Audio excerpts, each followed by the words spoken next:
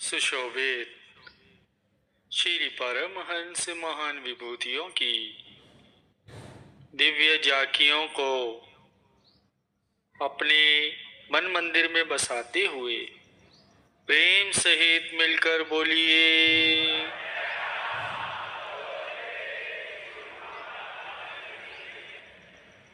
गुरुमुखों, ये श्री गुरु महाराज जी के वचन है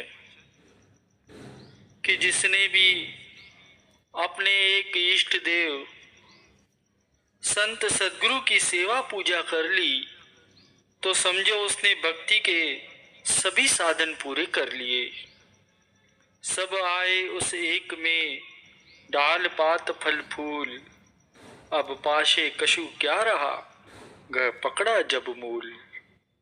जैसे जड़ को सींचने से पत्ते एवं शाखाएं स्वयं ही हरी हो जाती हैं, वैसे ही पूर्ण सद्गुरु की सेवा से आत्मा में हरियाली हो जाती है। पूर्ण गुरु को वीडियो लाइक करना, सब्सक्राइब करना प्लीज। गुरु का दर्शन आपकी चिंताओं के पर्वत को चूर चूर कर देगा। जिन्होंने स्वयं नाम जपने और अन्य को भी नाम जपाने में समय व्यतीत किया है, उन्होंने ही समय का वास्तविक लाभ ग्रहण किया है। हजारों सूर्य चढ़े हो, परंतु बिना सत्संग के आंतरिक अंधकार विनष्ट नहीं होता। जो नाम नहीं जपते उनका मन कैसे शुद्ध होगा, और मलिन मन वाला दूसरों की सेवा क्या कर सकेगा, और यदि करेगा भी तो छल ही करेगा। किसी को कुसंग से हटाकर सत्संग की ओर ले जाना ही उसे सही मायने में जीवन दान देना है। करता धरता मालिक को समझकर उनकी मौज के अनुसार प्रसन्न रहने जैसा सुख अन्य कोई साधनों में नहीं है। कभी भी निराश न हो, आस न छोड़ो, साहस को न त्यागो, अपने को अकेला मत समझो, सद्गुरु को अपने अंग संग समझो। दुखों के पश्चात तो सुखों की बारी आती है।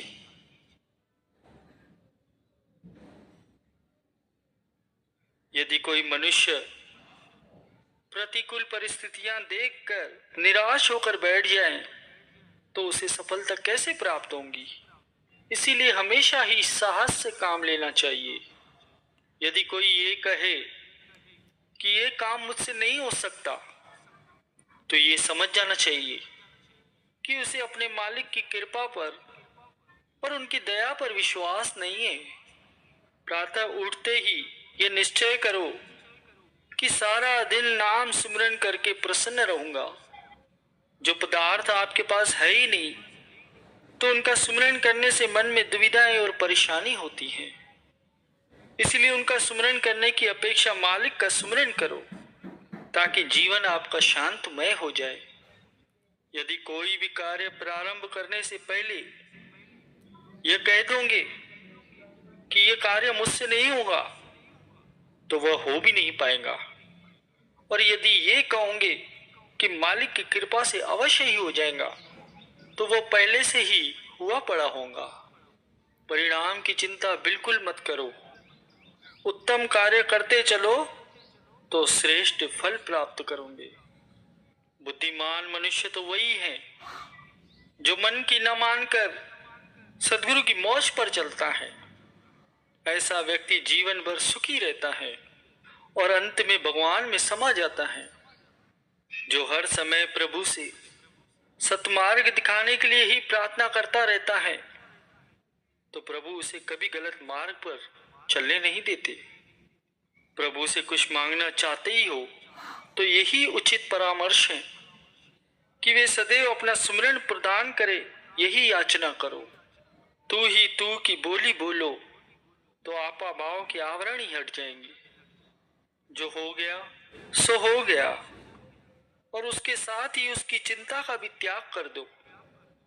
जिसमें सहनशीलता नहीं है, वह साधारण सी बात के लिए भी बड़ा कष्ट खरीद लेता है।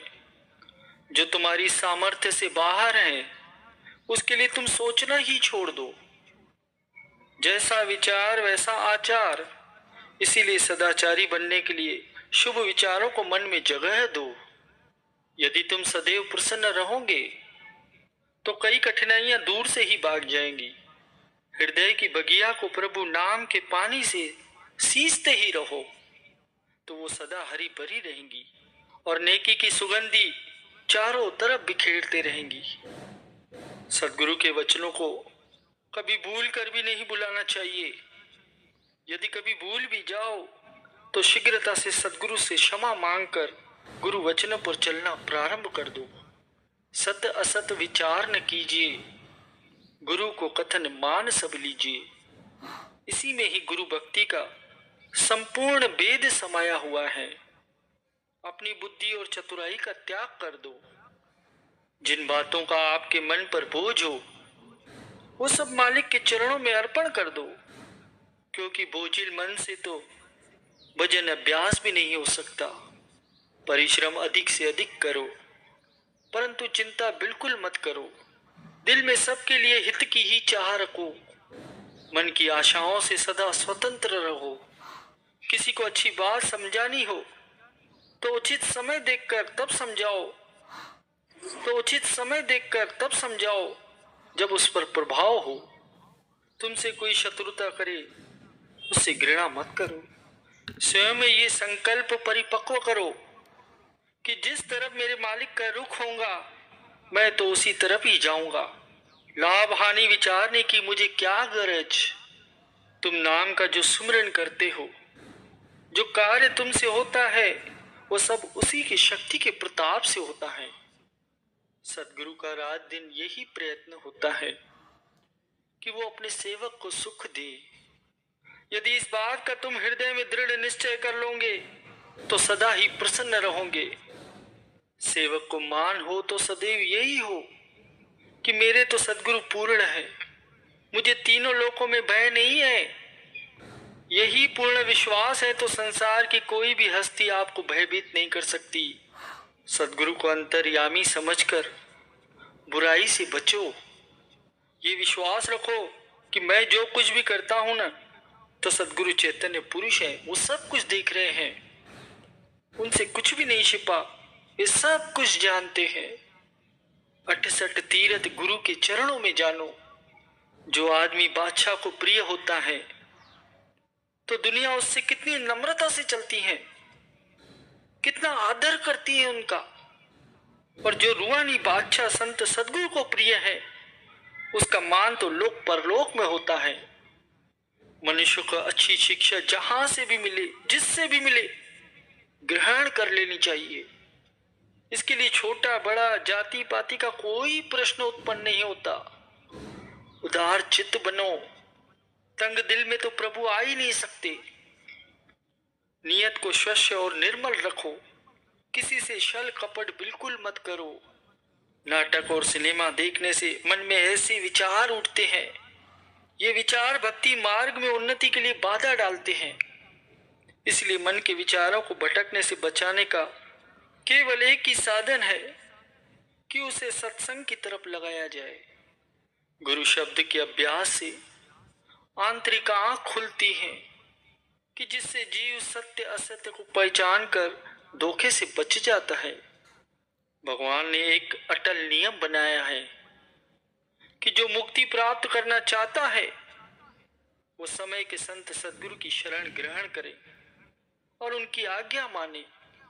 जो ये नियम तोड़कर मन के विचारों के अनुसार मुक्ति के विभिन्न प्रयास करते रहते हैं तो उन्हें सफलता कैसे प्राप्त होगी। ये जो सारा संसार है ये मन के कारण ही दुखी है। फिर ऐसे शत्रु का कहना मानकर सुख की आशा कैसे रख सकते हो। श्री सद्गुरुदेव जी की आज्ञा के शस्त्र से मन को मारोगे तो सदैव सुखी रहोगे। श्री सद्गुरु के वचन सब विद्याओं का सार है।